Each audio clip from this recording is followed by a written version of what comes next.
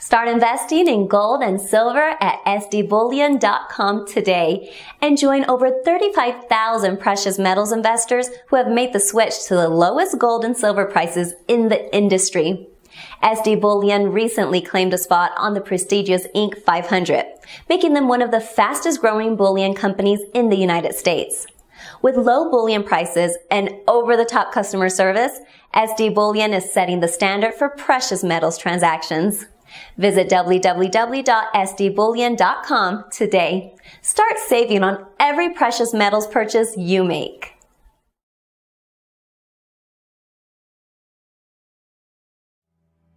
We're going to have a big quick rise up to like 6,800 and then a sort of a crashy couple of days.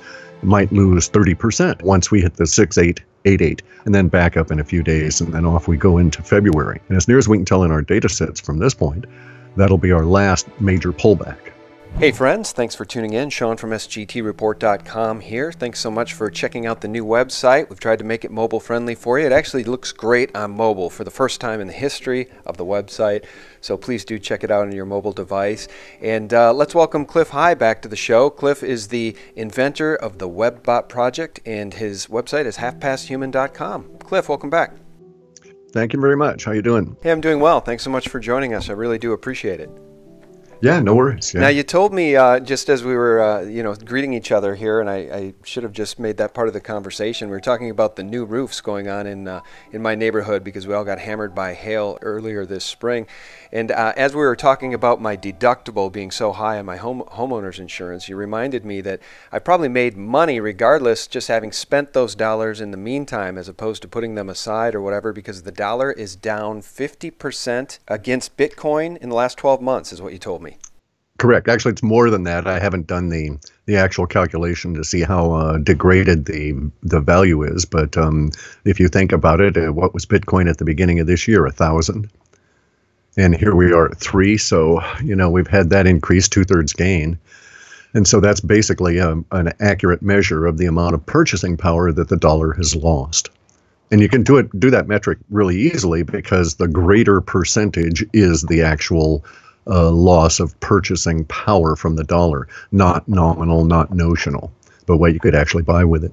Yeah, anyone that's owned Bitcoin over the past year has seen their purchasing power rise. That is absolutely for certain. And now Bitcoin is almost daily front page news. Certainly at Zero Hedge today, we see Bitcoin spikes to new record high over 3,500. So I logged into. Seriously? Yeah, I logged into Coinbase. We're at 3,548 as we speak. I hadn't gotten even into that far. I'm running slow. We were out of the county yesterday, and so everything's like lagging. Yeah. So I hadn't gotten to that stage yet. But I knew it wasn't going to be down. The thing about the cryptos is that quite seriously, and this is something that you will have to wait a little bit in order to see it happen before you believe me, but we have not even had 1% of the population of the U.S. become involved yet. And I think we're going to cross the 1%, 2%, and 3% threshold in a matter of months, starting in February of 2018. So if you think it's hitting the mainstream now, you haven't seen anything. Now let's just talk about that a little bit. I think that February of 2018 deadline is right around the time you're expecting to see a $13,800 Bitcoin price, correct? Correct. Yeah, that's been holding steady in the data. You have to understand we don't get numbers showing up every day. People think I can reach in and give them a number for a coin, and it does not work that way. But when we do get a number, the supporting sets, it's like a descriptor set, and it's the label for that descriptor set. So as the supporting sets keep piling in underneath that. And so its pyramid of support is broadening. So, and this has been going on for, I don't know how long, maybe 12 months, 14 months, something like that we've had these descriptor sets building and support under that. So I don't see any reason to think that we won't reach that. In between now and then, we're going to have a big quick rise up to like 6,800 and then a sort of a crashy couple of days. Might lose 30% once we hit this I think it's like 6,888. Why Bitcoin is all triggered, or I don't want to use that word, but why it pivots around 888 number, the 8 number, I'm unable to say, but it does consistently seem to demonstrate that. And I think we'll drop down maybe as much as 38 to 40%, and then back up in a few days, and then off we go into February. And as near as we can tell in our data sets from this point, that'll be our last major pullback. Okay, and let's talk a little bit about Bitcoin Cash. When I mentioned Bitcoin at 35.48 today, that's to say nothing of your free Bitcoin Cash coins, guys, that you got if you held Bitcoin right through the fork there. And I'm not sure what Bitcoin Cash is at today. Let's say it's at 275. That's just free money, and I'm personally going to let mine ride. I've told this to my friends, just talked about it in a conversation with Joe and Brad Peters, the Intel software engineer, in a conversation we had last night about that Lynette Zhang thing and the blockchain and the evildoers. So we can talk about that if you like. But I told them I'm going to let it ride. I don't know what it's going to do. It could go to 10. It could go to 10,000. I don't care. I'm going to let it ride. It was free, so why not? Right. Well, here's something about the Bitcoin Cash fork as well. I don't know that the thrashing around at the moment relative to price is any kind of an indicator for what will be happening with it later. So the political machinations aside on its creation, nonetheless, the Bitcoin Cash now is an experimental test bed. Because there's less value that's locked up in it the way we have with Bitcoin, we're going to have a freer attitude about implementing changes within the Bitcoin Cash protocol. And so I think to a certain extent that may be a parallel, if you will, operational development test bed. You know, you shouldn't ever use any of those words together. But it may end up being that, such that if they do have major improvements that they can demonstrate, speed, et cetera, then those could be, because it's the same code base, quickly adopted into Bitcoin once it's been proven that the net negative effect is essentially zero. Okay, so they've got a nice little test lab they can use. Yeah, and without much money invested in it. See, I mean, we don't have a huge amount of the market cap of cryptos locked up in it to where we're afraid to monkey with it. And that's a lot of it now. And I get that, as somebody who holds Bitcoin and holding it through the fork, I appreciate that we don't have to be concerned about a radical element within the Bitcoin community saying, let's do this, major choppy stuff on the code without understanding what we're getting into. And so I like the idea that, if we do have a good idea, let's let Bitcoin Cash do it and see what happens. Let's let Mikey do it, right? Yeah. Well, let's talk about Bitcoin Cash as it relates to Wall Street. Right now, the only way people could even get Bitcoin, if you're not going to buy it directly, since there's no ETFs, the Winklevoss ETF was not approved, is to get that over-the-counter vehicle called GBTC. Are you familiar with that one? Because I want to read something to you. No, I'm not. I haven't run across that yet. Okay. Well, it's just run gangbusters along with the price of Bitcoin. I believe about a year and a half ago, when Bitcoin had corrected back down to 400 or 500, right in there, you could get in on one share of GPTC for under 100. I think at $60 at one point. Today it hit 600. So that is one vehicle to own Bitcoin through, although you obviously don't hold the private keys. And I was looking at some news today. I wanted to see how they were going to handle the Bitcoin fork. And without boring you to tears with all of this stuff, they essentially are saying that the sponsor currently expects to cause the trust to liquidate any Bitcoin Cash associated with the Bitcoin held by the trust, and to cause the proceeds of such liquidation to be distributed on a pro rata basis to holders of units of the trust. It is expected that any such distribution would be made only after allowing time for evaluation of the market for Bitcoin Cash and consideration of the manner in which to liquidate such Bitcoin Cash, which may be months after the fork occurs. So they're basically saying we may or may not. If you continue right, reading, yeah, we're not sure. It says, but we what does it say here? It says the amount of any distribution will be net expenses of the sponsor and the trust, including costs associated with liquidation and distribution. And basically, they go on to say, and we may never distribute it. So I thought that was interesting. It's a little bit like Coinbase, which got themselves in quite of a rip roar over this whole thing, with lawsuits being threatened if they don't give their Bitcoin Cash to the people who did hold their Bitcoin through the fork on Coinbase. So I wonder how that'll shake out. You understand about the exchanges, of course, and the double bind that this put them into. Okay, and I'll tell you a weird rumor. All right, I heard a weird rumor that there was going to be an attempted takeover in an exchange because people that were involved with the Bitcoin Cash could foresee the situation, or they engineered it. And the rumor is indeterminate. There's no real ability for me to validate it, but it sort of made sense because the problem is the exchanges say that Coinbase, let's just choose Mythical Exchange, okay? So Mythical Exchange has got 40,000 new people signing up every week even, or month. All right, well, we can expect that those 40,000 people, they'll probably try and instantly on exchange, Mythical Exchange here, they'll try and buy something. The odds are that because they're noobs, they're going to try and buy a Bitcoin or an Ethereum because they're scared of everything else. We're just speculating here. But the net result is that out of this is that Mythical Exchange should be able to make a projection and say, well, look, we're going to need to be able to service and supply these 40,000 people, and we'll just concentrate on Bitcoin and say that among the 40,000 people coming in, they each got a quarter. Okay, so they got to buy 10,000 Bitcoins a month to supply this demand. And the fact of the matter is these exchanges, their profit margins, if you will, are met by maintaining a pool. So when you buy Bitcoin on the exchange, they say, okay, we sold it to you. And it's not actually until you take the Bitcoin and take it and put it in your own personal wallet on your PC that an actual Bitcoin transaction happens. Because the exchange has got an algorithm that says, look, 9% of these people are never going to move it. Another 11% might move it. So we've got 20% to play with. So we don't even have to buy 100% of the Bitcoin. We only need to have 80%. And then we can use the rest of the money that's being spent on the Bitcoin as our float to cover our operational expenses. Sort of makes sense? Yeah, it's a little bit it's fractional reserve Bitcoin. Yeah, it is. Fundamentally, it's fractional reserve all coins, okay? It's fundamental fractional reserve all coins. Unless they're going to charge you a straight-up fee of X amount for doing the conversion and make the calculations on how much it actually costs them in terms of time, energy, and everything.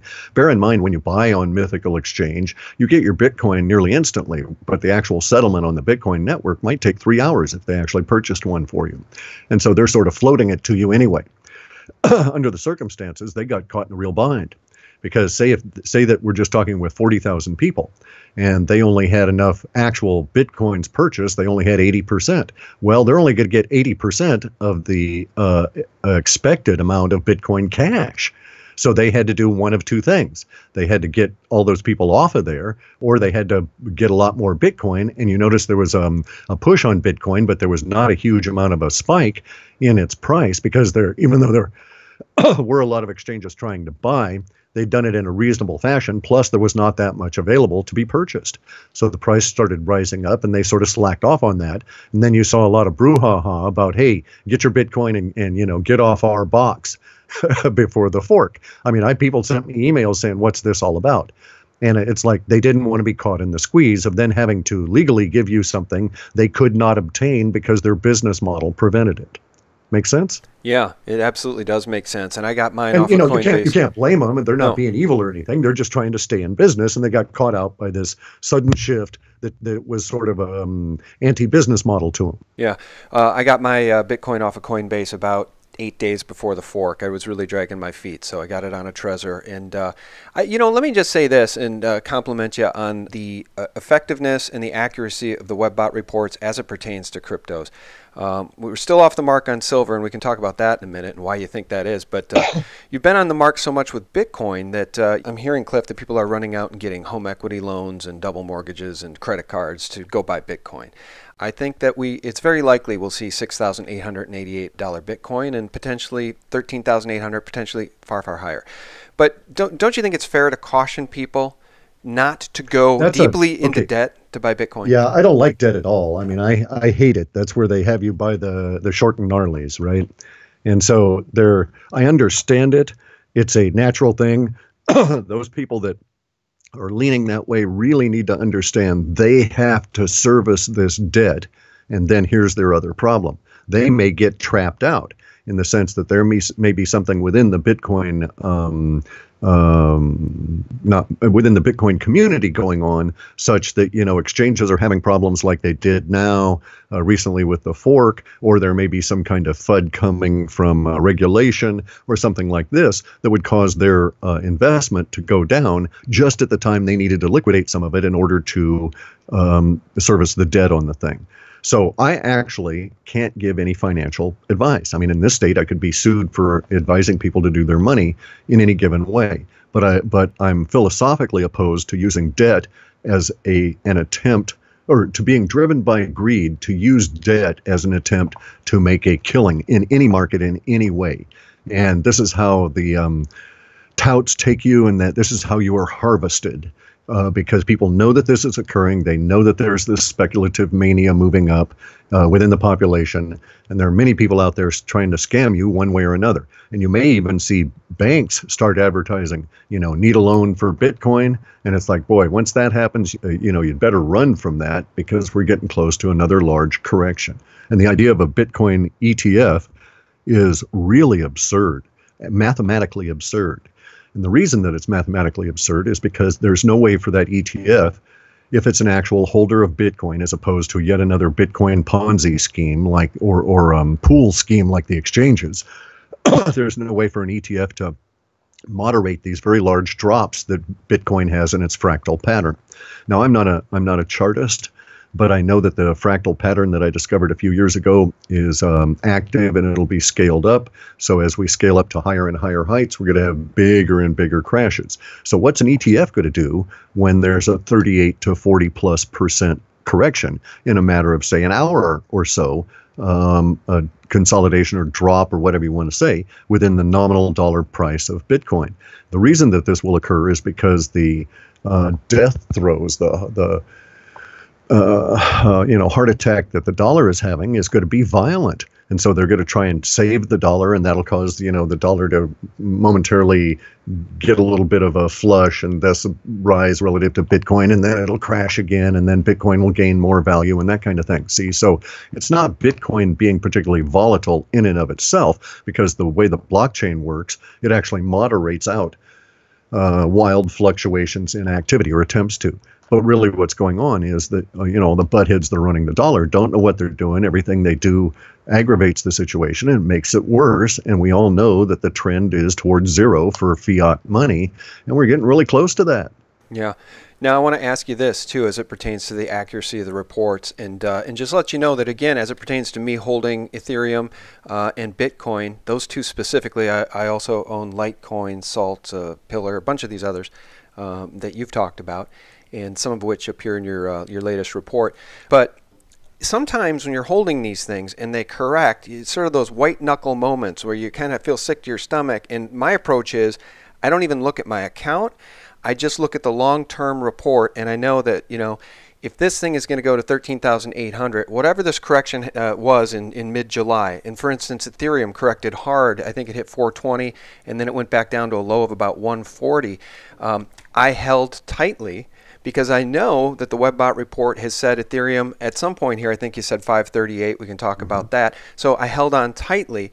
And the reason I bring it up is because I have a very, very smart friend who people would know, actually, if I mentioned his name. You'd know of this person. He's done very, very well in cryptos. He's an early adopter.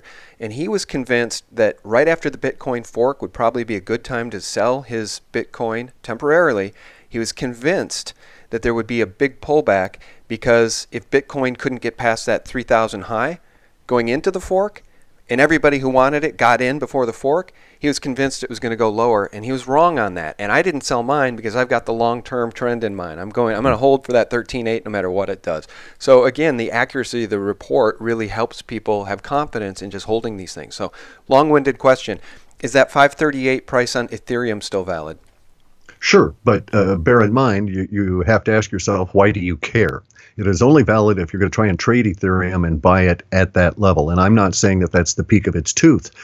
So in Ethereum's fractal pattern is very much more violent, as we've seen demonstrated repeatedly, than is Bitcoin. There's also this tuple that goes on there, this occurring of 3 times within its fractal pattern. And I expect that Ethereum will continue to demonstrate that pattern, although the base at which these teeth are formed may widen out over time as we get going and it becomes more stable.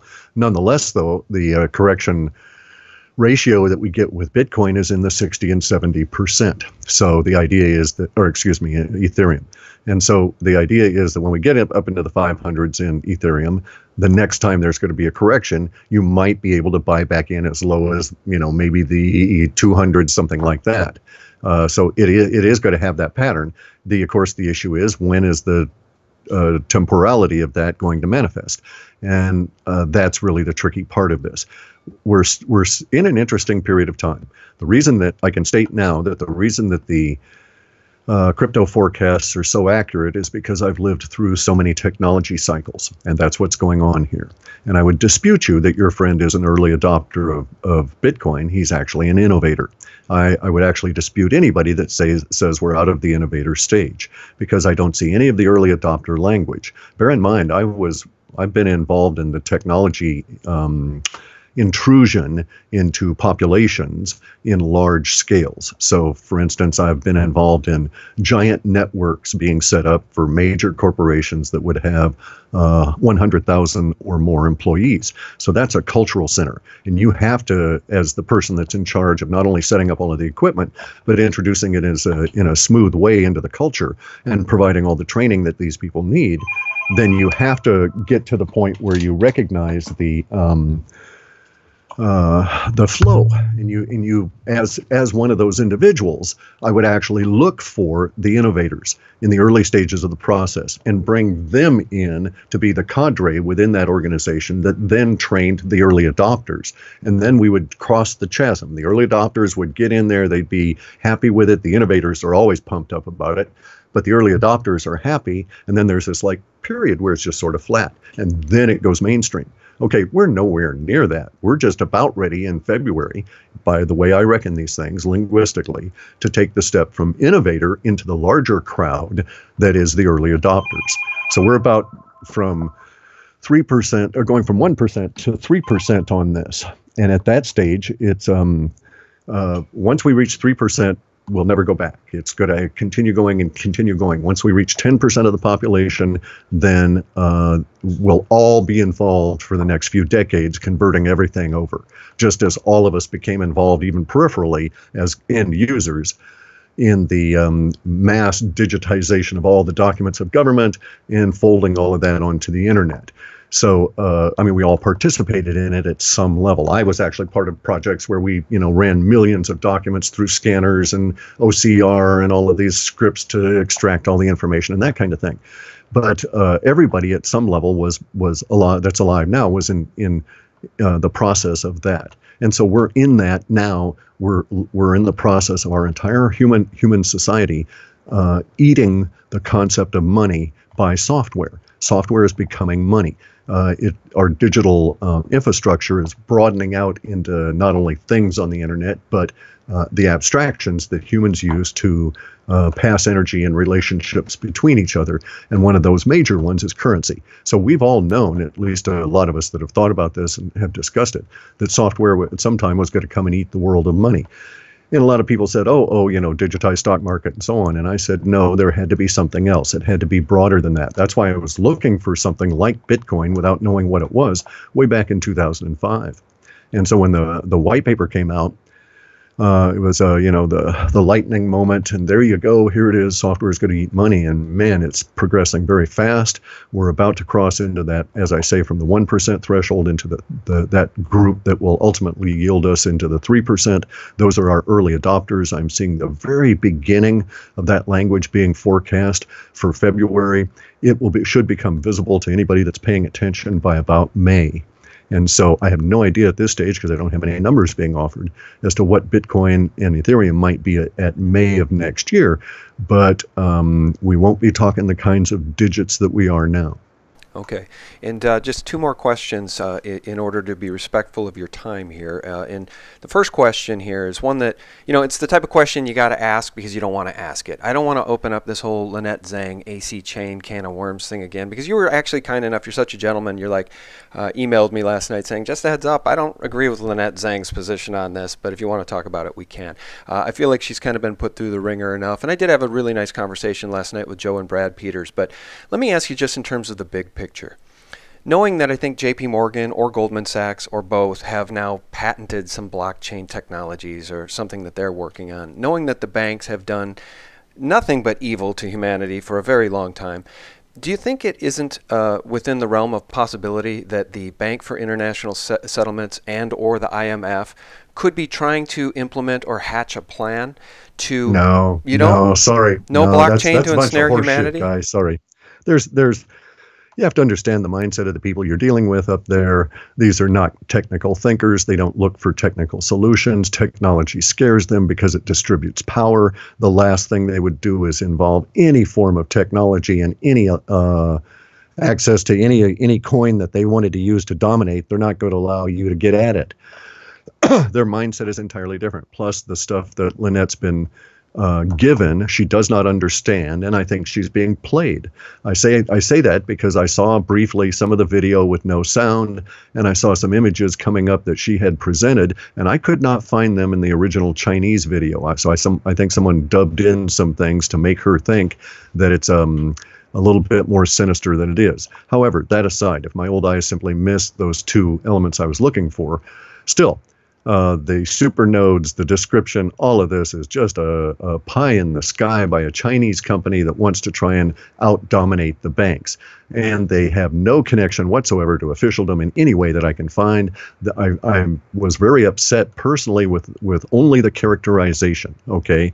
That she didn't understand the information is neither here nor there. What I found to be somewhat dodgy in terms of the vibration it's putting out into the community is the characterization of this company in China as being mysterious. No, there's no mystery there. You can find anything you want about them. They're not trying to hide anything. And the code segment that you presented that your friend from Intel popped up, that was filling an array with some values. I can write a coin and tie it to the SDR and it's meaningless, just as their coin is meaningless. And you'll note that there's nothing in their code that says go out and find the relative value of the SDR based on the formulas given by the IMF on these currencies. All it does with that little code snippet is fill an array for a display so that you would know what an SDR is based on. This ratio or these fiat currencies, and it doesn't even give you the appropriate ratio, and those are all multipliers anyway, and the SDR is not a traded commodity in that sense. So yes, I agree with you, the guys at the top are a bunch of evil bastards and we got to watch out for them, and they're sneaky and they're trying all kinds of stuff, but their approach is infiltration, not competition. And no, they don't, if you can't beat them, join them. They don't buy into that kind of a philosophy. These people have a much more twisted mentality. So under the circumstances, it's FUD. It's fear, uncertainty, and doubt. It's being spread. The Chinese coin, AC coin, is just like if I decided I was going to take on the banks, I might try and do a digitize everything coin as well. And I would put it on those kind of structures. The idea of the super node is really anti blockchain, and it tells you right off the bat that these people are basically scamming because they're going to run a centralized system, and they're claiming a connection to the SDR that they're not authorized to make, but the IMF and these people could not stop them if they tried. Anybody can make a claim that their coin is going to be hooked to the SDR somehow. So it's a little goofy. Fiat is dying. The elite are trying to get control of things, but more than that, they've got issues because the elite themselves are fleeing into crypto with their own wealth, and they're not trying to create their own crypto. And except in a couple of instances, I know of bankers that said, "Oh, well, let's go, do this scheme and harvest a bunch of money here." And I wrote about some of those in the Scheist coin section of one of the reports. But beyond that, no, Lynette Zhang is a metals dealer. She has an alarmist tone in terms of how she presents this material. Yes, the New World Order is a bunch of mean bastards that we've got to be careful of. But no, they're not going to eat everything with their software coin and tie up your property and all of this sort of deal. So her presentation is... she's not the person to be judging cryptos, and the material that was presented to her, I believe, was done. That was it. It was presented to her. I don't think she ferreted it out. I don't think, because obviously she didn't do even a cursory examination on the AC Coin company itself. There's no mystery there at all. Okay. Well, the one thing I would say, just to push back a little bit as far as the elite go and using technology to ensnare and enslave, is this whole 5G Internet of Everything thing where they want to chip, literally billions of chips. They want to chip everything, every product, every living creature, and they want to track and trace everything. So that was one of the things. Well, that's not okay, but hang on a second. Let's examine this from a very realistic technical perspective. That's not out of line, all right? Having a chip attached to your cows, especially in Europe, where mad cow disease is there, guarantees you, at least up to the point of slaughter, what's going on. Plus, these chips can be used as sensor apparatus. I was involved in this project where they stuck little coated wires in the snouts of all these salmon fry and steelhead and let them loose into the wild. And for dozens and dozens and dozens of years, the state of Washington ran what was known as the head lab, where they took all these fish heads, extracted the little coated wires, read the digital material on them, and took the DNA samples out of those fish heads that they had, did the electrophoresis on them, and came up with DNA patterns. And that was not part of any New World Order. That was kind of a method for Canada, the tribes, and the state of Washington, and Oregon, and some other states to fight over the fish. And so there are natural needs for us to understand what is going on at a complex level as a complex humanity, as a complex human society. With or without the New World Order, we're going to need to do stuff like this just to be able to effectively manage our resources. And here's the thing. Say that there's a giant natural disaster. Wouldn't it be handy to have a computer somewhere that said, well, look, in the region that was just affected, we have X, Y, Z in the way of resources that have been wasted. But hey, over in this other region, we can look on the computer now and find out that we've got this percentage of excess, that percentage of excess, and this other percentage of excess that can be shipped into the devastated region. And we can do this because we can identify everything because of the chips. So I'm quite in favor of the Internet of Everything, right? There are evil ways it can be used, but I'm actually I'll give you a family secret here, okay? And it'll perhaps explain my viewpoint. My people are pirates, okay? Actually, pirates of the Caribbean. My mother's family traces its roots back through the Azores, back through the Caribbean, back through the Azores to the expulsion of the Templars in France, their hiding out in Portugal, their flight to the Azores, and then being kicked out of the Azores and taking up residency in the Caribbean as pirates. So I got pirates in my background, as well as horse thieves. And so I count on the fact that there's this DNA out there that affects people like myself that says, I'm going to game your damn system. So let the New World Order move in mass into the technological world, because you got a lot of raspy old farts out there and young guys like that are all like myself that have the attitude is, all it takes is a decent PC or a smartphone and some smarts, and I've got you. I mean, if you've ever messed around with the deep web, you could probably get millions of people out of there to decide that, under these circumstances, I think I'll join the collective fight. And some of these people are extremely talented. So I'm not that worried about them moving into technology. If the idea of putting a chip in me, no, that's not going to happen. Okay. And if they were to put a chip into me, well, they're very easily defeated with a small, short burst of microwave radiation that's targeted. And you can even find how to make these devices online. Okay, that was what I was going to ask you as a Christian. I wanted to know where you stood on chipping people, because I believe that's also okay. I'm not a Christian. I didn't ask. No, I am a Christian. So. Oh, okay. That's okay. what. Sorry. So I wanted to get your thought on, do you draw the line at chipping people? Because they'd like, and correct, you just made it clear. Yeah. Okay. And let's just finish out the call then and talk about something that you and Lynette Zhang do agree on, and that's $600 silver. Why do you suppose the WebBot reports, the WebBot data has not been accurate as it pertains to the price moves of silver and gold? Well, because it's manipulated at a level that I had not anticipated. But here's another issue. Okay. I was talking with some kids and a couple of scientists about this. The accuracy rate of the data sets it has to be looked at in two different ways. Sometimes the accuracy rate is really phenomenal and the timing is really phenomenal. One of the example is blondes on boats. The amount of language that actually manifested as the Costa Concordia crashed, and I said all this language would occur 5 months ahead of the ship actually running aground, and it was a spectacular hit. And there's been maybe 24 of them over the past few decades where it was really huge amount of connection on the language, and it was precise on the timing. Now, There have been a lot where the language shows up, but the timing is just really wonky on it. And we might be a year off, and all of a sudden everything plays out just like it was described. And I think that's what's going on with silver. And I think what's going on with that is that there's been a huge amount of emotional, suppressed emotional reaction to silver. And that's what's building up. That's what gives us the language.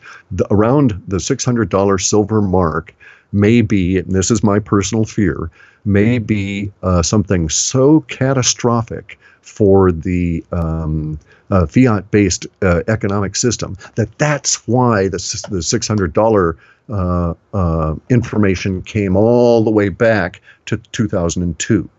So in other words, there's going to be such a huge emotional outcry as fiat collapses and silver is suddenly $600 an ounce on its way to, infinity. There will be such a huge emotional reaction that emotional reaction that we're about to encounter and produce actually went back through time to influence our data in 2002. Make sense? Sorry, had you muted. Okay, so under those circumstances, that's really a scary time for me, because that amount of an emotional wave that it can travel back, say it happens in 2018. Okay, we're looking at a 16-year time frame then from the event occurring, and then the previous description of that event showing up for the first time in our data. And it has held solid since then, that at some point all these linguistics are going to clump around $600 an ounce silver. And like I say, that stuff is very scary because of all of the other linguistics. Now, we're in that period of time now. There's no reason to be scared of it now because it's going to happen. We're going to just have to live through it. And we're also coincidentally picking up a lot of the ancillary sets of that $600 an ounce silver, which is the degradation of the infrastructure here in the United States, the political degradation, the threat of nuclear war, the strange energies from space, and all of this stuff that was all tied into that way back in 2002. And so that's really the issue there. It's a misinterpretation on my part insofar as the propagation of the emotional wave outward. My propagation studies when I did this all through the 90s had to be based on a growing internet, not anything stable, but a continually growing internet. And I'm convinced that the propagation studies, should I run them again now, and they took years, would yield a different set of metrics that I could use to fine-tune my predictions in a general sense, my forecasts. And the propagation studies that I did 18 months ago that allowed me to really dial in on the cryptos have further convinced me that that is indeed the case. I was able to run a quick set of propagation studies over the course of about 6 months based entirely on crypto language because the niche was so narrow. I could easily get the stuff in. It was just a shot in the dark if this would work, and indeed it did.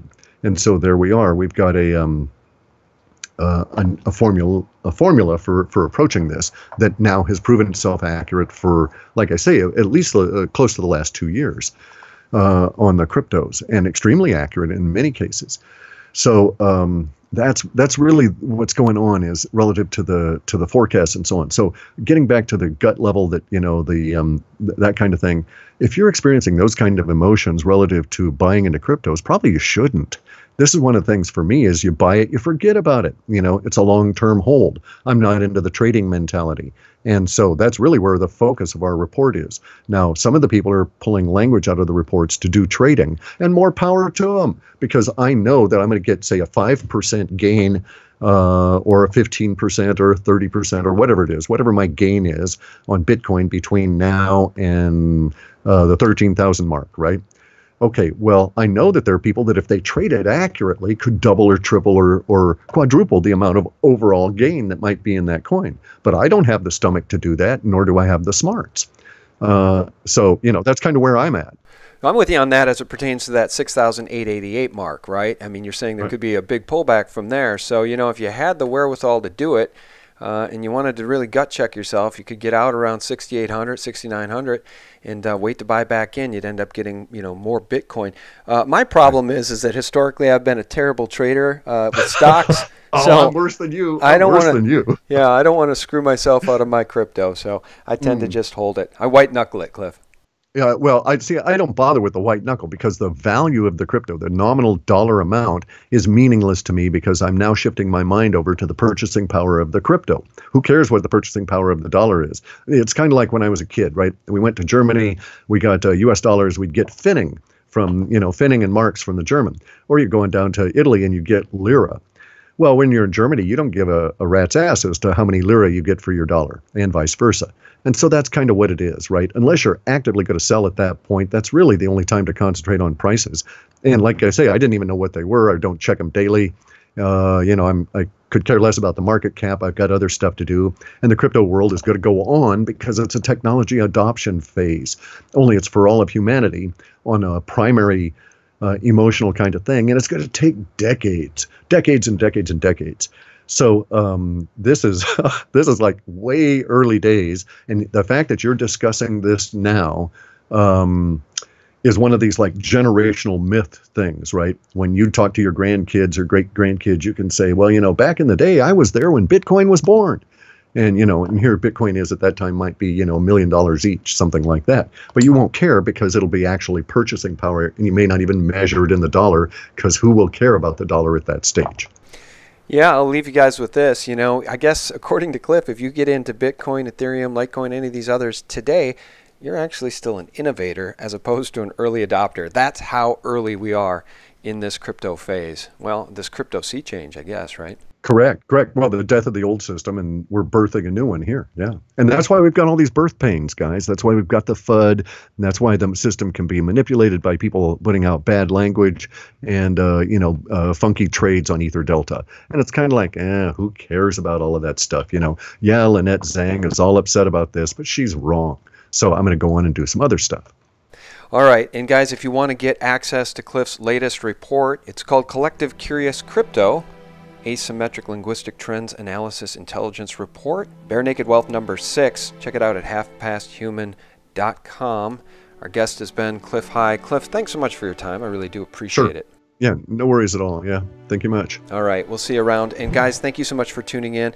Check us out for real news 24/7 at sgtreport.com. Thanks so much for tuning in. God bless.